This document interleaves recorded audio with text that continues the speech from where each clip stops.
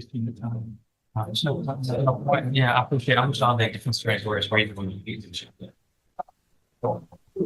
Good morning. Are you Caden Yes. Fontanet? And this is 25 DCCR 1759. Mr. Fontanet was previously in court, entered a plea of guilty to the first-degree felony offense of aggravated robbery. It was an unagreed plea. I've received the pre-sentence report. Have you both had an opportunity to review that report? We have, Your Honor. The state is, Judge. Are there any additions or corrections to the report? Not from the defense. Not from the state, Judge. And Mr. Coleman, you said you have a witness or some evidence. Actually, Judge, Mr. Rojas has graciously stipulated to the admission of the surveillance video from the convenience store in question. So Okay. I need to call my custodian record. With the court's permission, first of all, I'm offering states one. No objection. Make that states two because this one was the plea admonishment documentation, please. I'm offering states two. No objection. States two is admitted. Permission to publish. Judge. Yes, sir. Any other evidence or witnesses? So just brief argument if I may. Any other evidence or witnesses for Mr. Rojas? No, Your Honor, just like. Mr. Rojas, you may make argument first. Thank Go you, ahead. Judge. And obviously, after seeing that video, it makes what we're asking for harder to do. And what we're here asking for this morning, Judge, is probation. Mr.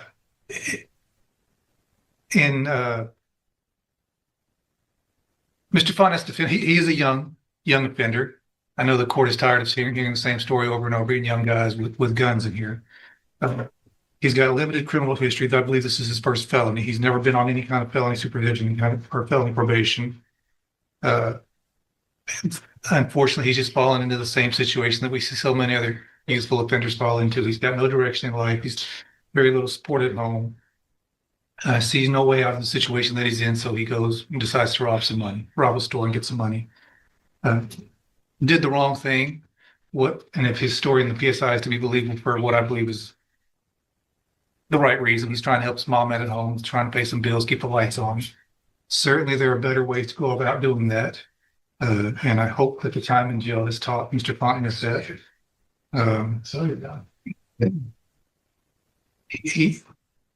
We've got options here, Judge. We can send him to prison or we can put him on probation. Certainly, he's on the road if this conduct continues, he's on the road with prison. I don't know that the day is the best time to make that exit for him. He's got a long life to live. We can send him to prison. He can be there for a few years and come back out. I don't know that he's going to get the help that he really needs in prison.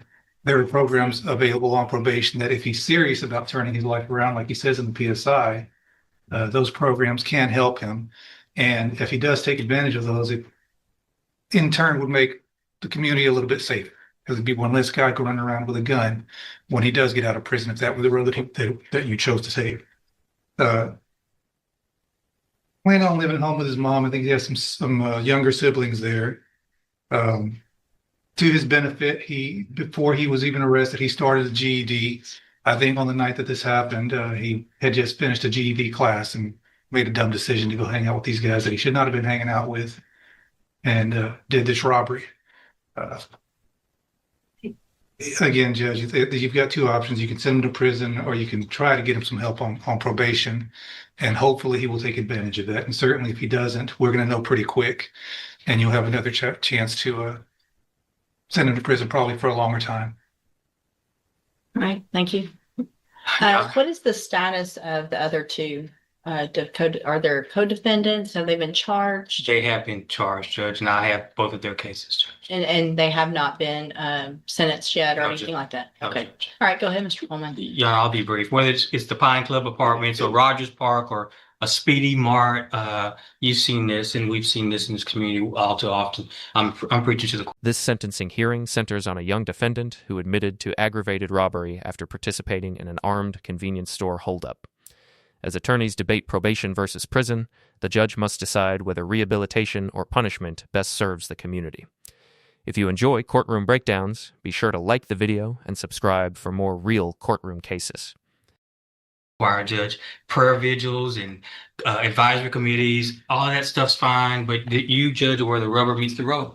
You are that person that can protect the community from somebody like this defendant you are that person that can either let him walk out of this courtroom on probation with a piece of paper with conditions and promises that he won't resort to this kind of violence that you saw on that video, or you can ensure that the community is safe by putting him behind steel bars, concrete wall, and razor wire fence. Uh, uh, Judge, I'm just asking, I'm not in the habit of begging, but on behalf of this community, I'm begging that you sentence this defendant to prison. The message that needs to be sent to this defendant and his circle of friends and anybody who would want to be like this defendant is that if you pick up a gun with the intent to commit violence, you're gonna pick up a 15, 20, 25-year prison sentence, Judge. And I'm just asking that you do this on behalf of people who live at the Pine Club apartments, who just want to live in peace, people who want to go take a walk at Rogers Park and not be robbed, and somebody that wants to stop at a Speedy Mart convenience store and pick up some snacks without becoming a victim of a robbery. That's all I have, Judge. Thank you, Mr. Coleman. So, Mr. Fontenette, there was a time some years ago that there really wasn't even a question. State's attorneys were recommending youthful offenders, probation. Let's give everybody an opportunity. And things have just changed in such an incredibly dangerous way with young people doing what I just saw you do on that screen. I cannot imagine the fear that person had that was working in that store, that he now has, just trying to go to work, make a living, and go home. And he has 3 people come in and not just grab a little quick something and run out, but terrorize him for quite some time. Pulling him around, yanking him around, putting guns in his face, all 3 of you. I also, in addition to the PSI, get jail incident reports. And you apparently like to fight and jump people, which is what's been happening in the jail. So it makes it very difficult for me to go, oh, this is somebody that's going to get out and behave, who can follow the rules, because you can't even follow the rules in jail. And the pre-sentence report shows that you're a high risk level, which tells me that after they've looked at everything, that you don't have, unfortunately, a good likelihood of being successful if I were to put you on probation. And Mr. Coleman's right. We're tired of it. And there's got to be something done. So in cause number 25, DCCR 1759, I'm going to find that you entered your plea of guilty freely and voluntarily. I'm going to find sufficient evidence to find you guilty. And at this time, I'm going to find you guilty of aggravated robbery. I'm going to sentence you to a term of 25 years in the institutional division. Come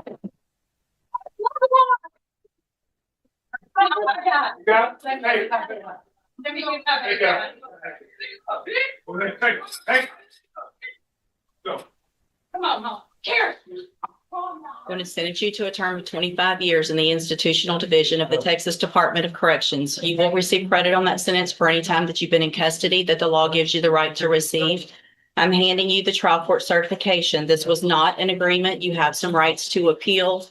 I have also handed you a written admonishment regarding your ineligibility to possess a firearm or ammunition. Because of the judgment entered against you, you're ineligible under Texas law to possess a firearm or ammunition. Possession of a firearm or ammunition could lead to charges against you. You can talk to Mr. Rojas about any questions you have about that. I am making an affirmative finding of a deadly weapon. Mr. Fontenette, I understand that this is harsh, and I know you believe this is harsh, but I think this is necessary. I hope that you go and you make things right. You can get out of prison. You're still going to be young, and you can make your life better. This case concluded with a powerful and unmistakable message from the court regarding violent crime involving firearms. The defendant, K. Caden Fontenette, entered a guilty plea to the first-degree felony offense of aggravated robbery. During the sentencing hearing, the defense urged the court to consider probation rather than imprisonment. Defense counsel emphasized the defendant's youth, limited criminal history, difficult home circumstances, and efforts to pursue a GED. The argument centered on the belief that rehabilitation programs and supervision could offer a better path forward than incarceration. The prosecution took a very different position. After presenting surveillance footage of the robbery, the state argued that the defendant's actions reflected a serious threat to public safety. Prosecutors stressed the fear experienced by the store employee and pointed to broader concerns about violent crime in the community. The state asked the court to send a clear message that armed robberies would result in severe consequences. When delivering the sentence, the judge explained that attitudes toward youthful offenders have changed as violent crimes involving young people have become more common. The court focused heavily on the surveillance video, describing the prolonged terror inflicted on the victim. The judge also referenced jail incident reports and a high-risk assessment contained in the presentence investigation report, factors that raised concerns about the defendant's ability to successfully comply with probation. After considering all of the evidence, the judge formally found the defendant guilty of aggravated robbery and imposed a sentence of 25 years in the Texas Department of Criminal Justice. The court also entered an affirmative deadly weapon finding and advised the defendant of restrictions related to firearm possession following the conviction. The final outcome was clear. The court determined that the seriousness of the offense, the use of firearms, and the need to protect the community outweighed arguments for probation. The sentence serves as a reminder of the significant penalties courts may impose when violent crimes are committed with a weapon. If you enjoyed this courtroom breakdown, be sure to like the video. Subscribe to the channel and share your thoughts in the comments below.